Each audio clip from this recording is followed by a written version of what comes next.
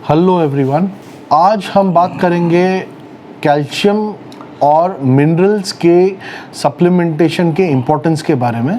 जो हमारी fitness industry है, जो फिटनेस एंथुसियास्ट हैं, जो बॉडी बिल्डर्स, पावर लिफ्टर्स, जो लोगों का इनटेक प्रोटीन का नॉर्मल इंसान से ज़्यादा है, ऐसे लोगों के लिए कैल्शियम और मिनरल्स कितने इम्पॉर्टेंट है, उसका सप्लीमेंटेशन, ये वीडियो उसके ऊपर है।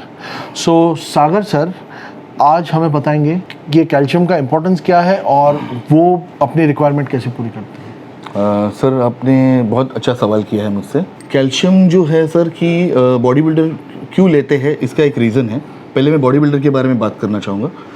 कैल्शियम बॉडी बिल्डर्स इसलिए लेते हैं क्योंकि उनका प्रोटीन इंटेक जो होता है ना, ये बहुत हाई होता है। नॉर्मल आदमी से, जो नॉर्मल इंसान होते हैं जैसे, उनसे बहुत हाई होता है। कई लोग ऐसे भी होते हैं जो वर्कआउट नहीं करते हैं लेकिन इनका प्रोटीन इंटेक हाई होता है। किसी को चिकन बहुत पसंद है तो एक तंदूरी उड़ा, किसी को फिश पसंद है, या कोई जो वेजिटेरियन भी है उनको भी बहुत तरीके से प्रोटीन मिलता है। अब कैल्शियम नहीं लेंगे तो इसमें और प्रॉब्लम हो सकती है।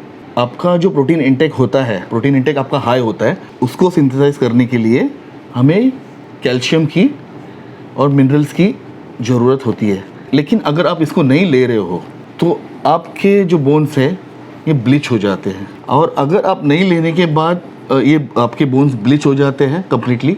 ऑस्टियोपोरोसिस नाम की एक बीमारी होती है जो कई लोगों में है आज के तारीख में, या प्रोटीन इंटेक ज़्यादा है बट उस मात्रा में फिर कैल्शियम की सप्लीमेंटेशन नहीं ले रहे हैं। बॉडी बाहर से अच्छी दिखेगी मगर बोन डेंसिटी बहुत कम होगी।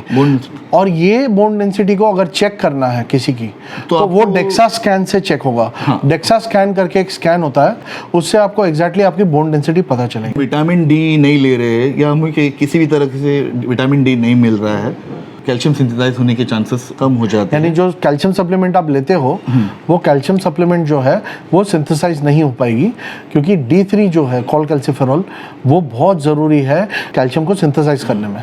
तो अगर आप विटामिन डी नहीं ले रहे हो सर, डी राइस पाउडर बोलते हैं, बहुत सारे हैं, बहुत सारे ऑप्शन है आपके पास। मतलब आप देखेंगे तो बहुत कुछ मिल जाएगा आपको। डी राइस पाउडर बहुत इंपॉर्टेंट होता है सर, लेकिन कई लोग नहीं लेते या कई लोगों को नहीं पता है कि इसका इम्पोर्टेंस कितना है। लेकिन अगर आप नहीं ले रहे हो सर, इसके वजह से आपकी बॉडी में किडनी स्टोन्स होने के चांसेस ज़्यादा होते हैं, क्योंकि कैल्शियम और हो जाते हैं। कई सारे बॉडी बिल्डर्स को हो चुके हैं बहुत सारे प्रॉब्लम्स, मतलब जो किडनी के स्टोन होने के प्रॉब्लम, यही रीज़न है। जो इतना ज़्यादा कैल्शियम इंटेक होता है वो सिंथेसाइज नहीं हो पाएगा, इसके लिए किडनी के स्टोन होने के चांस ज़्यादा है, क्योंकि अनप्रोसेस्ड जो कैल्शियम है ब्लड में उसके लेवल्स बढ़ जाएंगे तो उसके वजह से कैल्शियम ऑक्सलेट पैदा होगा। देखेंगे सर कि कोई जो बॉडी बिल्डर्स होते हैं, ये दिखने में बहुत बढ़िया रहते हैं, बहुत बड़े रहते हैं, लेकिन आप उनके बोन्स देखेंगे ना तो बहुत वीक होते हैं।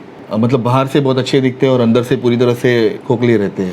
इस कंडीशन को ओस्टियोपोरोसिस बोलते हैं। और ये बहुत मायने रखता है कैल्शियम कितना इंपॉर्टेंट है, मिनरल्स कितना इंपॉर्टेंट है। जब आप कोई मूवमेंट, पुशिंग मूवमेंट जो करते हो, तो उसमें आपको पता चल जाता है भाई तुम्हारी बोन्स कितनी स्ट्रांग है और कितनी आपके बॉडी को एक्टिवेट करने में हेल्प कर रही है वो। अगर गिर गए तो इजीली फ्रैक्चर हो जाएगा, इजीली फ्रैक्चर हो जाते हैं। और बहुत सारे केसेस ऐसे भी है कि एक 24 साल का लड़का है, आपको भी पता होगा सर। मैं आपको एक एग्जांपल दे देता हूँ। मेरे पास एक स्टूडेंट थी जो वर्कआउट करने की बहुत स्ट्रांग थी। वो कुछ ट्रैकिंग वैकिंग के लिए चली गई और मेरे ख्याल से उसने ज़्यादा हाइट से भी कूदा नहीं होगा। उसने कुछ एक समझो ना कि एक छोटे से हाइट से उसने बस जंप किया, उसमें उसके सर नी को इतना बड़ा इंजरी हो गया, पता नहीं। ये नॉर्मल आदमी को इंजरी नहीं होती बट इनको हो गई। इसलिए कैल्शियम इसलिए इम्पोर्टेंट है लेना, और साथ में विटामिन डी। हाँ, लेकिन क्या होता है ना सर कि हम किसी लोगों को सजेस्ट करते हैं, लोग आके बोलते हैं अरे यार ये दर्द हो रहा है, नी दुख रहे हैं या बोन पेन हो रहे हैं, जो भी है। अगर हम सजेस्ट करते हैं उनको ना, तो सर कैसे होता है ना कि यार वो लोग डर जाते हैं। पहली बात तो नहीं भाई मुझे नहीं लेना है सर, मुझे नहीं करना है ये सब, मुझे कोई टैबलेट नहीं खानी है, आप कुछ और इलाज होगा तो बता दो। एक और बात है, मैग्नीशियम, मिनरल्स के अंदर मैग्नीशियम, सेलेनियम, ये सब मिनरल्स तो इंपॉर्टेंट है, मगर मैग्नीशियम का डिप्लीशन अगर हो बॉडी में, मैग्नीशियम अगर कम है तो एक और चीज़ होती है, क्रैम्प्स आने के चांसेस बढ़ जाते हैं। तो वो जो माइक्रो न्यूट्रिएंट्स है उसमें ये सब आता है। तो कैल्शियम जितना इंपॉर्टेंट है, मैग्नीशियम भी इंपॉर्टेंट है, सेलेनियम भी इंपॉर्टेंट है।